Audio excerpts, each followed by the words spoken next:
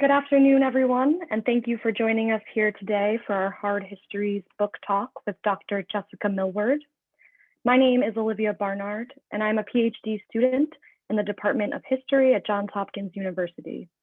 My research interests include history of womanhood, widowhood, slavery, and gender in mid-18th century New Orleans. I'm so excited to be a part of this conversation here today. Launched in the fall of 2020, the Hard Histories at Hopkins project examines the role that racism and discrimination have played at Johns Hopkins. Blending research, teaching, public engagement, and the creative arts, Hard Histories aims to engage our broadest communities at Johns Hopkins and in Baltimore in a frank and informed exploration of the myths that have become part of our university story and to offer evidence of how race and racism have shaped Johns Hopkins. In spring of 2021, we are hosting a series of book discussions that feature scholars on the histories of slavery and racism in Baltimore and in Maryland. Today, we are excited to host the first such discussion. We invite our panelists now to turn their cameras on.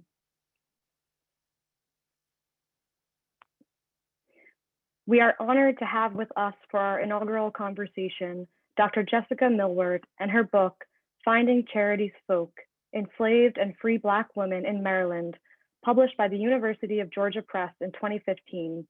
Dr. Millward sheds much needed light on how enslaved women navigated Maryland's distinct maze of enslavement and manumission, while also introducing us to how complex and fragmentary the historical archive really is. Finding Charity's Folk recounts her tireless commitment to discovering lives that had been too long obscured. Dr. Millward is an associate professor in the Department of History and core faculty member of African American Studies at the University of California, Irvine. Her work centers around issues of race, gender, and social justice. Dr. Millward will be in conversation with Hard Histories Project Director, Dr. Martha Jones. Professor Jones is Society of Black Alumni Presidential Professor and Professor of History, as well as a professor at the SNF Agora Institute at Johns Hopkins University. Dr. Millward and Dr. Jones will be in conversation for about 25 minutes, and then we'll turn to your questions. Please submit your questions at any time using the Q&A function. Thank you both for being here. I will turn the conversation over to Dr. Jones and see you all at the end of the discussion. Thanks so much, Olivia, for being with us today, and we look forward to seeing you in a bit as we wrap up this event. But I want to begin by just saying, extending a warm welcome to Dr. Jessica Millward. Welcome back to Johns Hopkins, Dr. Millward. We are honored to have you with us here today to launch this book conversation series at Hard Histories at Hopkins. And I think, as you know, we opened in the fall of 2020 when evidence surfaced, evidence that suggested that our university's founding benefactor and namesake, Johns Hopkins, was more than a Quaker abolitionist. He had also been a slaveholder. We're in the early phase now of conducting new research that begins with Mr. Hopkins' story, but research that will bring us all the way to the 21st century as we examine how race and racism have shaped Johns Hopkins and our broader community. I have to take a moment to give a special welcome to the students who are here, students who are deep into this research as part of the Hard Histories Lab this spring semester. Our commitment in that work is very much inspired by you, Dr. Millward, to pursue the evidence wherever it leads us, to do that unflinchingly. And I hope you appreciate how your book, Finding Charity's Folk, really is a model for that. What we so admire about the book is how you've shown us about that commitment and about how there's more to our work than simply knowing more about Mr. Hopkins. Maybe as importantly, our work is to discover what we can about the enslaved people in his world, to know their worlds, or as you put it in your title, to understand their folk. So I want to welcome everyone who's tuned in today. Part of our aim here is to bring all members of our community behind the scenes, if you will, on the project, the journey of historical research and interpretation. The journey that you have taken to discovering Charity Folks, I think, is really unparalleled. And you begin, as we have begun, with some very fragmentary evidence. And you've given us a chance, I think, to illustrate how historians go from those really small bits, in our cases, manuscript census returns, to build out, to tell the stories of a life, of a family, of a community, and a legacy. So you and I are going to have about 25 minutes to talk. And then we will open it up for question and answers from our audience. So folks should chime in on the Q&A function whenever the spirit moves them, and we'll get to that in a little bit. But I want to dive in and say thanks again, Dr. Millward. I wanted to ask you to tell us who Charity Folks was, but when I really thought about it, in a way, I wanted to ask you who she is, because I think part of her story is, yes, about her life, but it is about how you became, if I could put it this way, how you became so devoted, and why you devoted so many years to discovering this particular story. Well, first of all, thank you, Professor Jones, for having me. Thank you to the Johns Hopkins History Department, and thank you for everyone at the SNF Agora Institute for having me. I'm very honored to be here, especially as the first speaker, and I just cannot tell you how much it means to have projects like Hard Histories developing across the country. Who is Charity Folks? Charity Folks is someone who was enslaved in Annapolis, an enslaved woman in Annapolis, Maryland at the time of the American Revolution. She, I argue, negotiated behind the scenes for her own freedom. She was able to not just free herself, but managed to have her children and grandchildren freed throughout the course of the family's history. She is also a forgotten ancestor. She's at the same time, she's a forgotten ancestor in that people, historians have forgotten her, her own family members have forgotten her.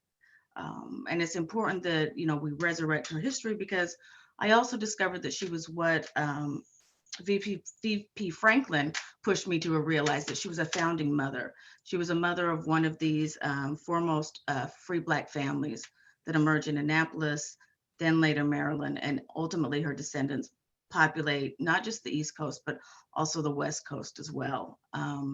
For me, Charity is ever present in terms of the research, ever present in the little nudges to nudge me back to looking at Maryland. And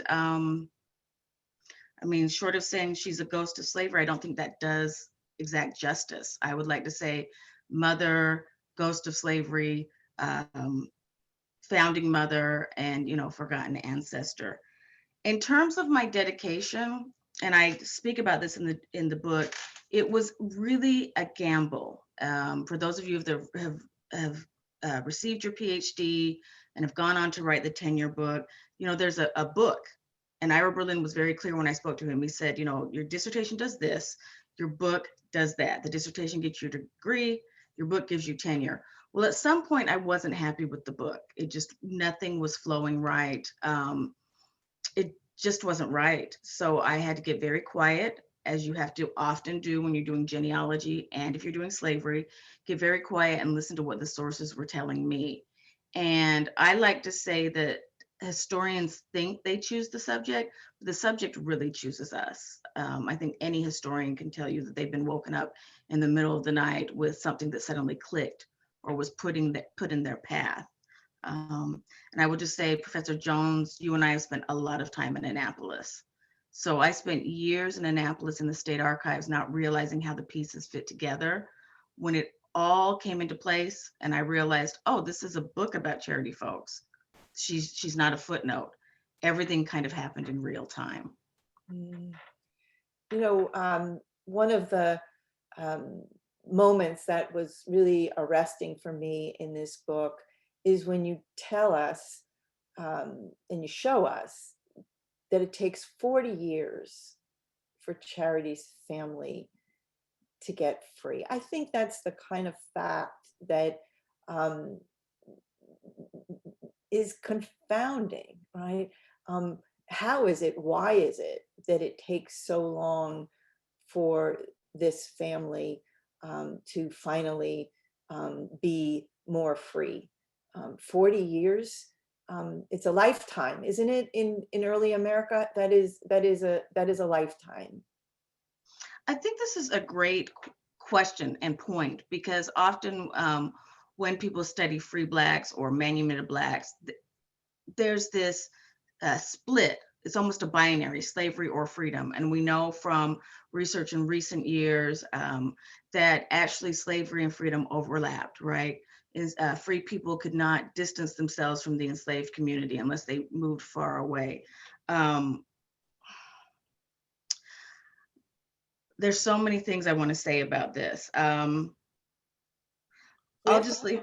All right. We have time. I mean, slavery is deep, it's entrenched. I think Maryland often gets billed as the middle state, a border state. And so there's the presumption that slavery wasn't that bad. So I grounded in slavery just to say that, yes, there were moments of freedom, but these moments of freedom could be very elusive, right? Extremely elusive.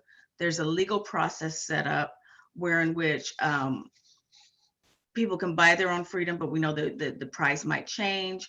They might petition for their freedom, which was very dangerous, or they might run away. In terms of it taking 40 years, that we can thank laws. Laws were put in place that one could not free their enslaved person until the enslaved person could show that they could take care of themselves, right? They used the lawmakers used the rhetoric that enslaved people being freed might become a weight on the public welfare system, right? Or the public welfare system, county aid system at that time. We know from important works that that was just merely a way to both, in one hand, allow the system to free people that were no longer financially beneficial for the owner, but also to keep successive generations enslaved. So in Charity's case, some of her family members were freed before her husband, her mother, her brother, and two of her daughters. In terms of her children that remained in bondage, they had to remain in bondage until a certain year, right? Enslaved women were often allowed to be freed after 18.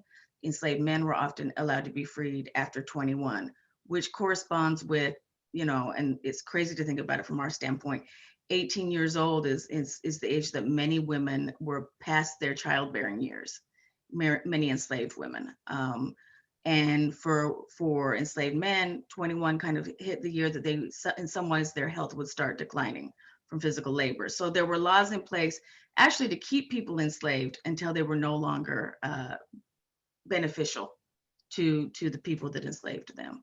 So 40 years does take long. It was a long process. I think it was a dedicated process. Yeah, well, I mean, that's clear, right? And the kind of dedication that means that remarkably so many of this members in this family remain together, right, across generations, I think is part of what's striking about the story. You use three terms that I wanted to ask you to talk about that really emerged for me as sort of keywords in this story: pain, joy, and peace. And while I think the first two, pain and joy, were words that I might have anticipated, peace, I think, is your very specific contribution. So can you talk about these terms as keywords when we come to study the history of women and slavery and freedom? Certainly. I think, any of us that do slavery know that it's not easy. There's a way in which studying the experience of enslaved people often will take a toll on one's body. The enslaved people will wake you up at night. You will be deprived of sleep. I've spoken to other historians who've chosen after a career of doing the Middle Passage not to do research on the Middle Passage anymore. So present are the ghosts of slavery. So I think we anticipate that. We anticipate that it's very painful reading. It might have painful effects on one's own body. Joy is something we don't talk about much with enslavement. I mean, we can speak about moments where people are suddenly free, and what does that mean? But what about those small moments of freedom that people carve for themselves, either walking, in this case, we'll say Baltimore, Frederick Douglass's mother walking to see her son, right? It took her all night to do so, but for those brief moments, she had joy in being with her son. Peace. I think peace is exactly what ideally something like Hard Histories will do, which it will uncover the names of the enslaved men and women who worked at Hopkins, not just for Mr. Hopkins, but also around the city, on the property, also at Homewood that was owned by Charles Carroll at one point. But what it will do is it'll resurrect their memory. And in resurrecting their memory and lodging them into the historical record, I also believe that that will help their own souls find peace. And when I say peace, I don't only mean for the enslaved, I also, this is not going to be a popular comment, believe there are some slaveholding people who also might be wrestling with this after death. When I take students to Ghana and we do the standard libations where you pour out libations before you go into the slave dungeons, you know, I work at UC Irvine, so the chances of me having a large Black population to take to Ghana is slim. And one of the things that struck me is some of the students who were white actually apologized for whatever their ancestors may have done. And they also, when we did libations, wished their ancestors peace. That's harder to reconcile. That's harder to reconcile than giving enslaved people peace. But I really feel that our job, if our job is to shed light back onto history, our job can also be to not just shed light, but send light in helping us wrestle with some of these hard questions, right? Because there's a lot of healing that needs to be done, ancestrally and in our present moment. So I know that that's kind of talk that some historians will say, oh, she really went off the book. I did. I think you have to go off the book to deal with enslaved people. You know, I want to ask you about some of the nuts and bolts of research, but what you just said takes me to another question I had, or another moment in this book that caused me to really pause. And that's the moment when you decide to reach out to the Rideout family in Maryland, descendants of the people who had one time claimed Charity folks as property.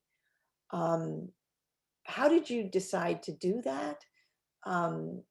And I guess you could tell us what happened and what your reflection is about that, because it's a remarkable moment for someone whose work is set in the, you know, the 17th, the 18th centuries, you know, maybe the early 19th century. There you were in a 21st century moment talking with the descendants of slaveholders about your project. Well, I will say in terms of the Rideouts, present living day Rideouts, Orlando Rideout the fourth, and I believe Orlando Rideout the fifth, who has since passed.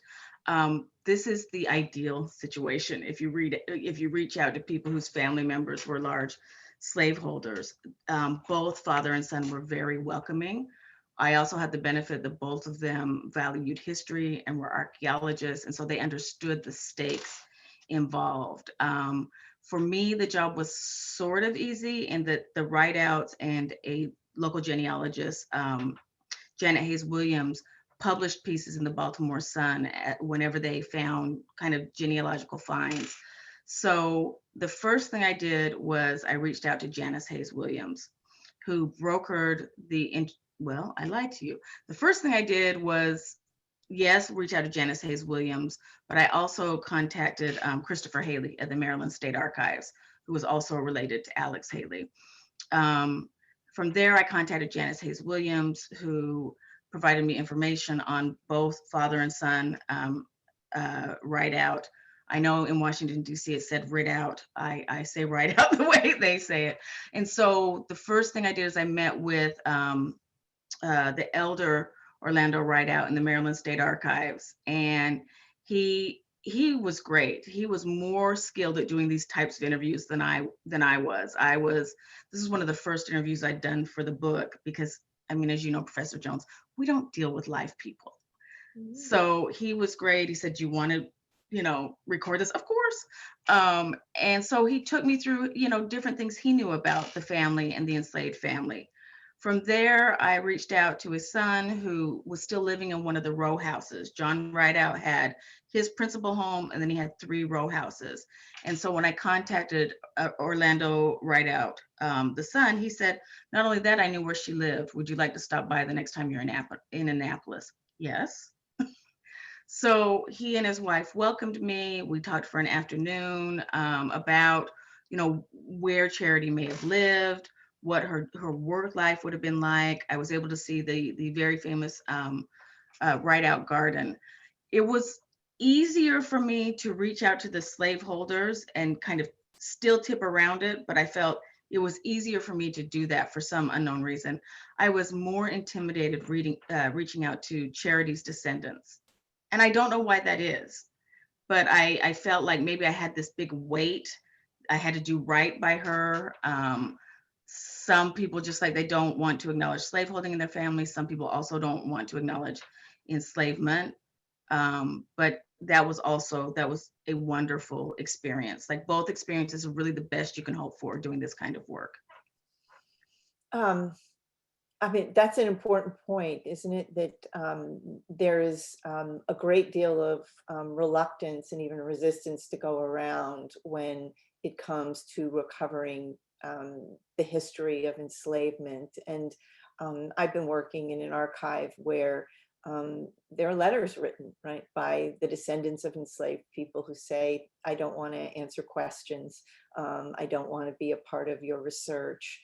And it takes me back to your keyword, right, of pain, right, which is to say it is to revisit family pasts that I think for many of us, we see, right, what's underneath the reluctance that you describe. So let me ask you a little bit more about the research, because I think that one of the things that also struck me was this is not quite a genealogist's history of enslavement, which is to say you do become eventually committed to and fixed on recovering the story of Charity Folks and her extended family. But in order to do that, you read thousands of documents. And now this is a little bit for my students who are up to here in thousands of documents right now. But you visit more than a dozen repositories on 3 continents. You read every manumission record in Anne Arundel County, not simply the ones that pertain to this family. Can you help us appreciate sort of that technique and why it is that you have to read all of that material across many years, and how it helps you ultimately tell the story of someone like Charity Folks? Well, I'm a social historian, and that's what you do. You read every nugget, every detail. In fact, to prepare for this conversation, we spoke earlier about how you prepared this weekend. I went to my office on campus, which is really just across the street, and I sat around all the documents that it took to do this, really, you could argue, small book, but not small for early America. It's how I was trained. I was trained that you go in and you read everything. Now, it is a time-consuming process, but if you don't read everything, how are you going to know if your subject is exceptional or like many other people? In order to do a book on slavery first of all, it started as a project on Baltimore and Anne Arundel counties. And it just became a study of Annapolis. But in order to do that, I had to read census documents for Baltimore from about, when was the first federal census? 1780? 1780 until I stopped right around 1830, just to make it manageable. I also read obviously the same for Annapolis or for Anne Arundel County. I read county records. I also went to city records. Doing Black women's history in particular requires you to, as we spoke about, knitting a quilt together, because there might just be one manumission document or a letter, and you have to trace it. And that's what a good historian detective does. I think that there are TV shows that make us think it's very, very simple. And we know that that's not the truth. I think any of us would argue, if we're in an American history graduate program, you're being trained in American history. And from there, you have to narrow and narrow and narrow. And once you narrow, you'll be able to make generalizations, right? You look back at larger arguments. So it was very time consuming. It was, most of the research was done during my dissertation process. I thought I was done.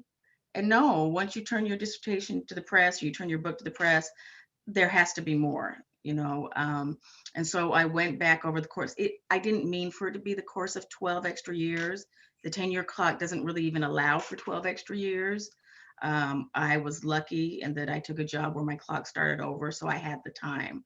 I'm sure that other dissertation advisors would, especially of the late 19th and 20th century, where it's more obvious, where people will show up in the archive. I'm sure many people would say, go in, get what you want, what you need, and leave. But you can't do that for early America, because you do not know where enslaved people are going to show up. They could be in chattel records that there are 3 volumes still, the Maryland Historical Society. They could be in chattel records where enslaved people were listed with pieces of cattle. It could be in a letter. It could be in, you know, it could be anywhere. It could be a business directory. So you just don't know where enslaved people are going to show up. You have a sense. I had a sense of where I could find them. But really, until I stepped back and started looking at local histories and speaking with genealogists, I wasn't sure how all the pieces fit together.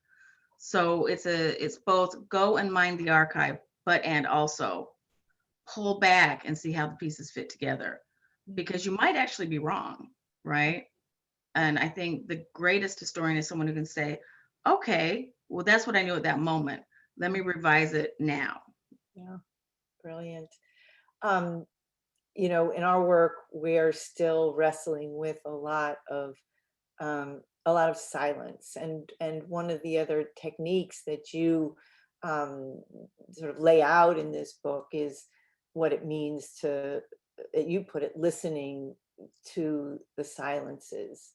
Can you say something about silence? Because you can imagine that for new researchers, this is a source of extraordinary frustration. We want to open the folders, open the files, and in these times, open the PDF, and we want it to speak to us, and we want it to speak to us loudly and precisely to in response to our questions. But there's a whole lot of silence, and how to work with silence, I think, is a real art.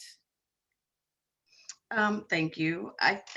Working with the silences, obviously it wouldn't have been my first choice. Working with the silences requires you to look at the document that you have in hand, and then you think about the reasons why there might be a silence. Is there a silence because slaveholders did not place value on women at a particular time in their life? Is there a silence because, not everyone could bring a freedom suit? And even if they did, what did that mean? What are we not being told? So I think it requires sitting back and thinking about realistic and responsible possibilities.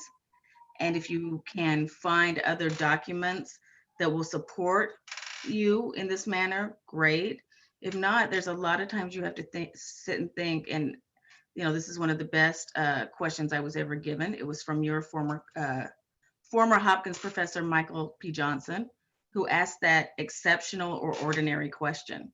So I had to think, is she exceptional? Is she ordinary? Where is she ordinary? How can I look at the lives of other enslaved people and see what her day-to-day might have looked like? What is exceptional? Or is it exceptional? Is it exceptional just because we know her story? I mean, that's really also what is hard about listening to the silences. We don't, I think there's a lot of great methodologies that have come out with on the heels of Saidiya Hartman and critical fabulation. I think that was such a creative paradigm for so many of us that do this work. But also, you have to be critical, right? Historians, we don't have the luxury sometimes of all these additional documents to line stories up. But I do think we need to be critical about what we find. Yeah. I'm going to try and turn us to questions from the audience, and folks can feel free to continue to place questions there. And I'm going to combine one of my questions with one from the audience, which is about genre and the decision to ultimately approach this book as biography rather than a social history, right? That would have actually accounted for what you learned from each and every of those thousands of documents that you've looked at.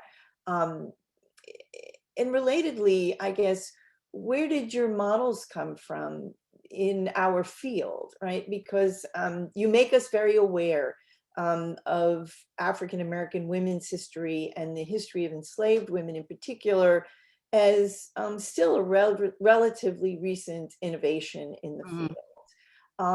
And so, you and I were both, trained on Deborah Gray White's, Ain't I a Woman, 1985, the first historical monograph that looked at the community of enslaved women, but it wasn't biography. And so I wonder, how do we get from a real social history like Deborah White's, you trained in that tradition, but actually breaking out to do something, I think, very distinct from what Deborah White had done back quite a few years ago now? Well, this is a great question. It was never intended to be a biography. Never was it ever intended to be a biography. I didn't even have, in my opinion, enough documents to make up a biography. There is a much bigger version of data and writing than what appears in the book, but it wasn't hanging together as an argument. Also, as historians, we're trained for argument. So I do not know how many times I had to rewrite the last chapter on manumission. There used to be a very large chapter on urban slavery in urban areas. And the people who read the book said, it just takes us too long to get to Charity. I said, I felt that as well. So some of that information went into the introduction. It was actually a very hard process for me because I was trained methodically, this part, this part, this part. Luckily, I do have a background in literature, African-American literature, and so it allowed me to imagine differently. But thank you to mentors were very clear that said, we should bookend it with Charity Folks. So it's a biography without being a biography. When I went up for tenure, I think the only people who had done, biographies in recent memory was Barbara Ransby or China Kylie. And so a biography for early America, this predated Erica Dunbar's work on Ona Judge, right? So it was very scary to do. So that's one of the reasons her story is bookended. And then there's 4 kind of formal chapters, because biography wasn't really, there was no guarantee that was going to get tenure. And as much as I thought it should be a book for charity, it also needed to serve a function. Right. And so it was really hard to let go of a lot of those chapters. I went back to them this weekend and thought, instead of mourning, I said, okay, well, clearly Maryland with this conversation is inviting me back. So it wasn't an easy process for me. That's why editors are so important to say, you've got to let this go. It is in your way. Mm-hmm. But I think that, your one answer to the question is that we indeed, are responding to, as you say, right, the historical subject that pulls you in. We are responding to what we're actually finding in the archive. And then we're also responding to these professional imperatives that I think are shifting, right? And you sort of map that out for us really well. The ways in which even the study that you've done, it's probably unimaginable, I think, right? When Deborah White is writing Ain't I a Woman, right? It's not really imaginable. So I've got a couple of questions about this story. Let me see if I can combine a couple of them. Um, One questioner asks about Annapolis as a site of freedom. And indeed was Annapolis a site of freedom in the ways that Frederick Douglass described Baltimore. And related to that, I think, is a specific question about what it means to see Annapolis through the perspective of enslaved women. You talk about enslaved women's communal efforts.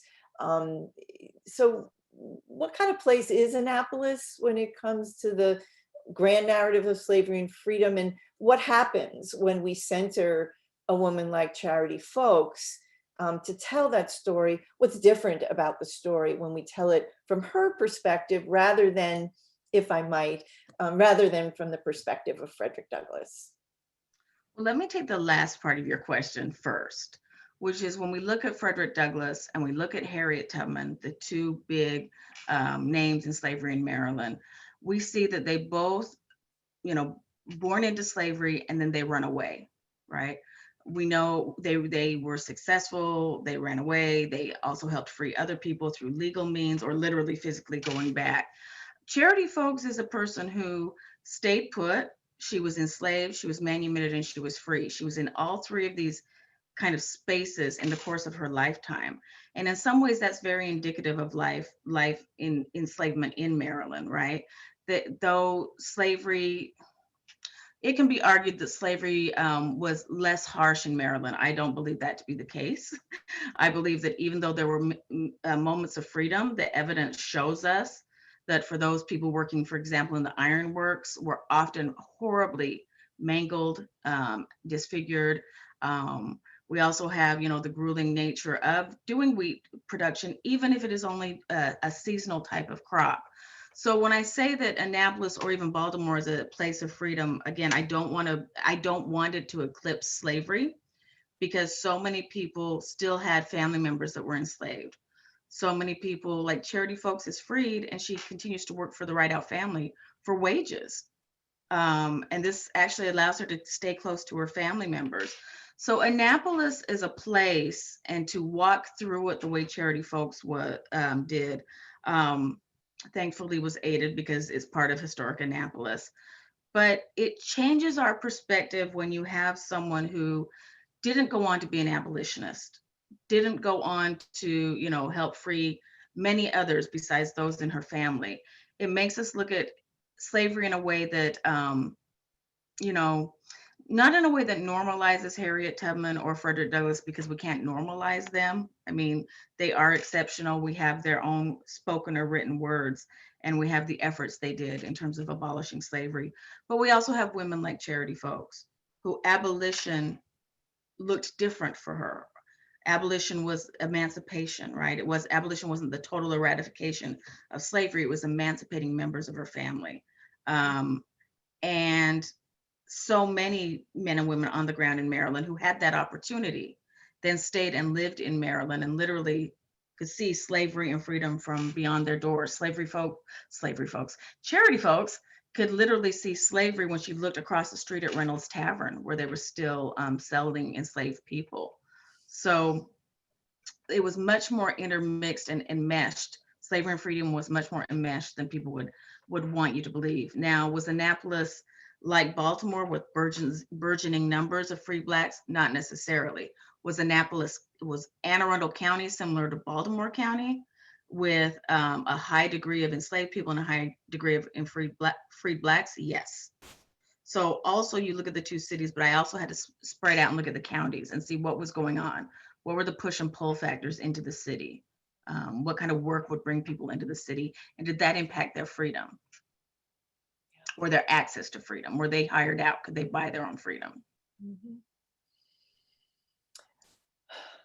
a lot of good questions. And some of them want to uh,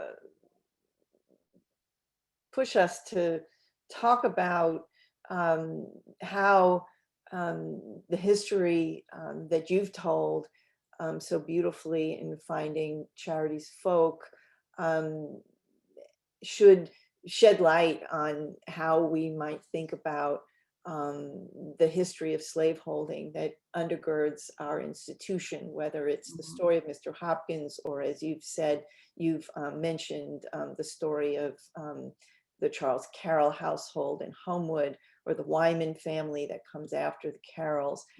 I don't want to ask you to comment on our story so much as I want to ask you to comment on what you think and how you think this story fits into Annapolis today, and the ways in which the city and perhaps the county, but certainly the city of Annapolis thinks about itself. You tell a wonderful story of meeting one of finally meeting one of Charity Folks's living descendants, and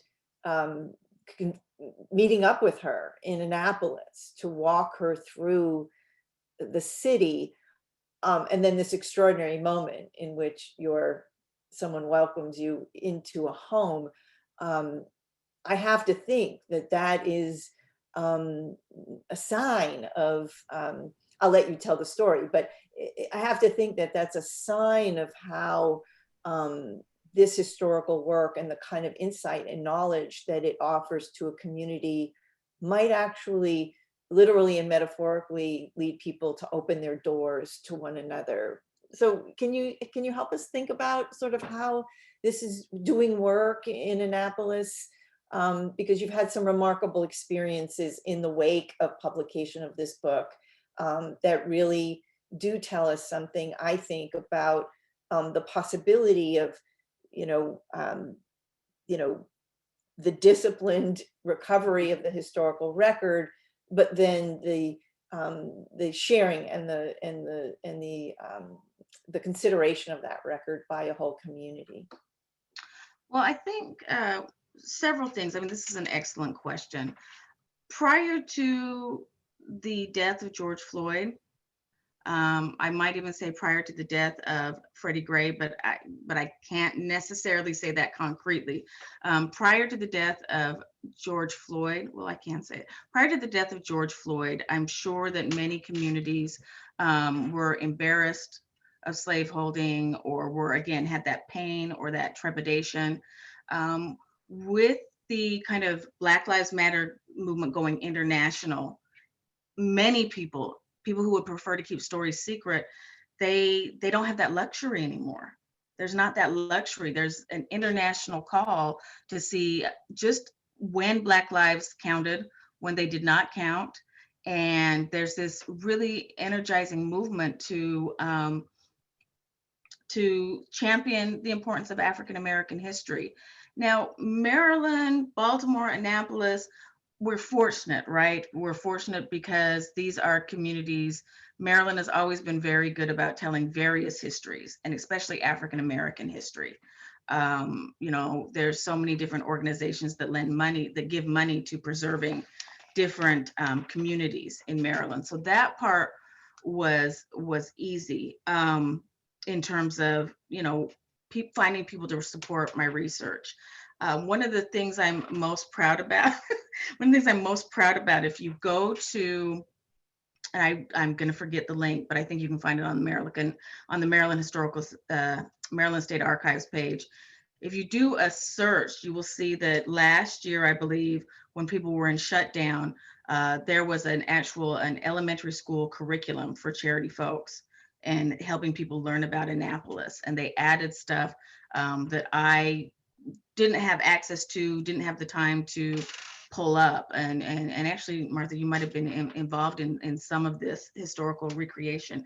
So when I saw that, and actually it was one of Charity's descendants that sent me the link, that said, just recently said, have you seen this? I said, no.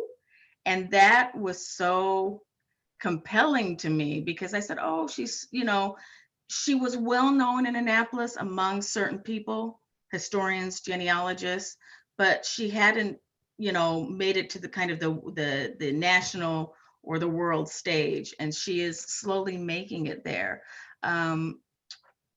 Just, I think that a community has to be ready, and even if it's ready, there's going to be kind of a pushback. In terms of the people at Hopkins, there is this moment now, right?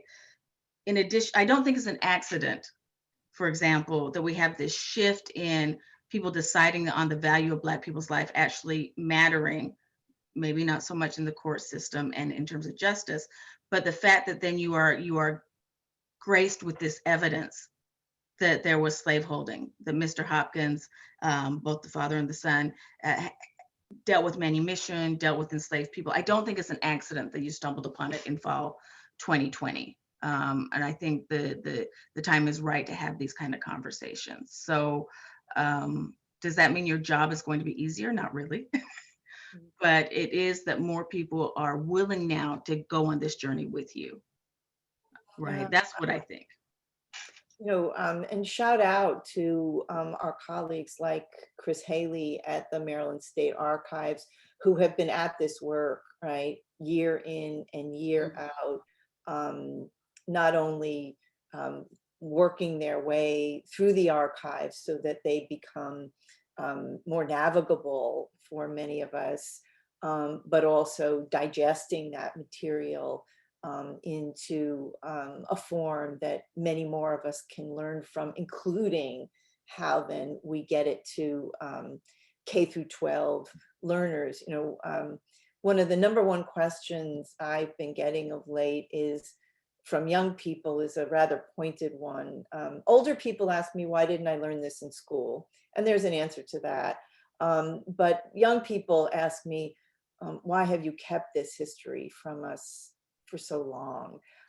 And while that's a hard question to hear, right, because it is a kind of accusation, right, that we've not done our work or we've not done it thoroughly enough, right, that it has made it, right, into the fabric of everyday lives, including K through 12 classrooms, it is also a testament to a kind of urgency, right, you know, which is to say, the frustration is, I need this history, right? I need this in order to make sense, not only of the lessons, right, in school that I might get about history, but I need it to make sense of my now, right? That this is part of the story. And so I love that you don't have a hand, right, in everything that sort of flows from the work that you do, but that it finds its way into the curriculum and becomes foundational rather than the thing we learn later because our own educational experiences were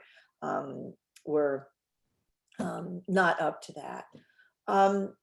I have a couple more questions I'm going to try and squeeze in before I know I have to hand it back to Olivia. And I thank everybody who's continuing to send in questions because they're really great. One is a really, you know, sort of just a fundamental, but a really important question, right? Which is the story you're telling doesn't really comport well with maybe the narrative that many of us learned in school, right? Which is slavery to freedom in a straight line, with the breakpoint being 1865, the end of the Civil War and the 13th Amendment that abolishes slavery.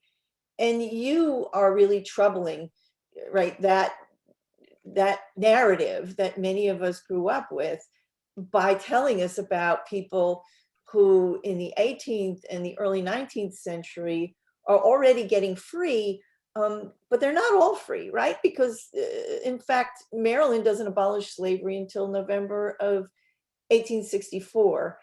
So I'm doing the sum up, but just help us with that, because you can imagine how, and I'm sure you've heard before, how confounding that is for those of us who had been taught something about slavery being abolished at the Civil War moment, and not all of this that goes on here in the 18th and the early 19th century?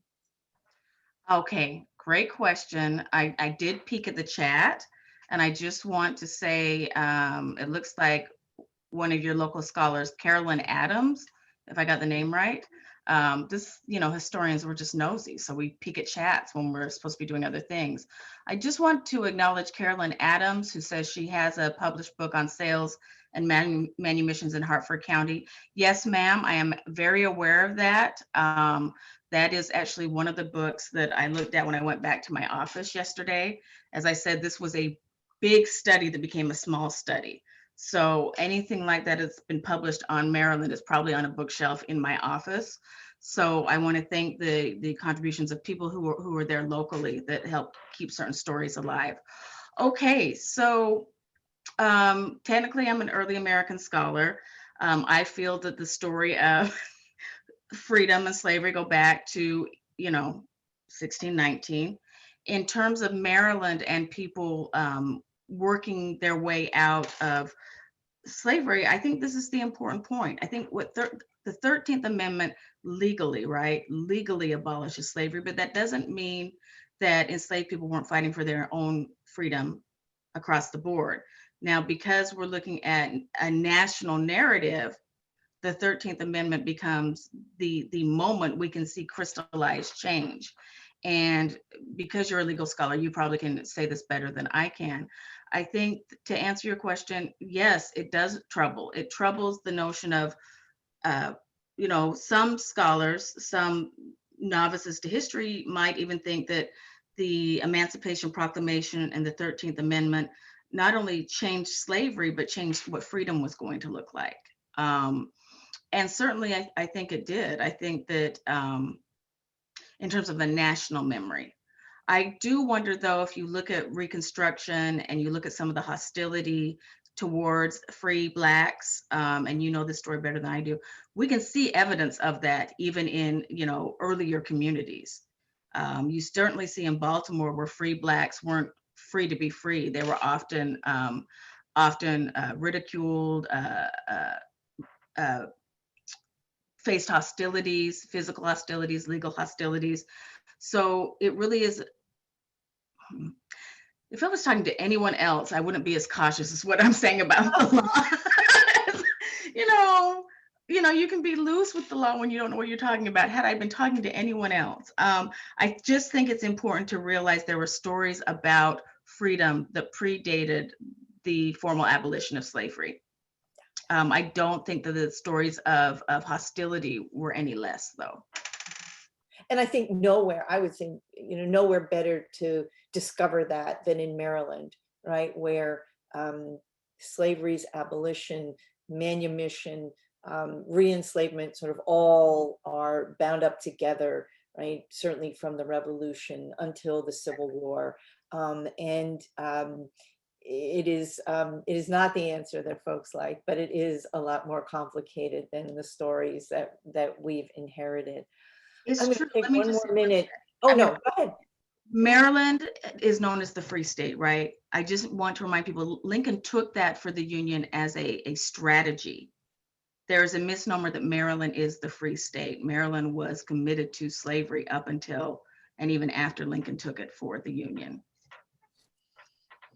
I have one more minute before I have to return things to Olivia, and this has been wonderful, Dr. Millward, so I thank you very much. But there's a question I think that is just perfect for us to wrap up on, and it comes from an audience member who writes, your epilogue talks about the importance of faith and of love and understanding the lives and the motivations of the women you talk about. Can you take us out on that kind of ethical vision for the work that you do? Indeed, I can. Doing slavery is a hard job. There is a responsibility we have, though, to reconstruct people's lives in a way that they would remember it. And I do not think you can do slavery and minimize the fact that enslaved people had a sense of spirituality, not necessarily Christianity, but spirituality. There has to be faith that you will get through your project if you're a dissertator, if you're writing a book.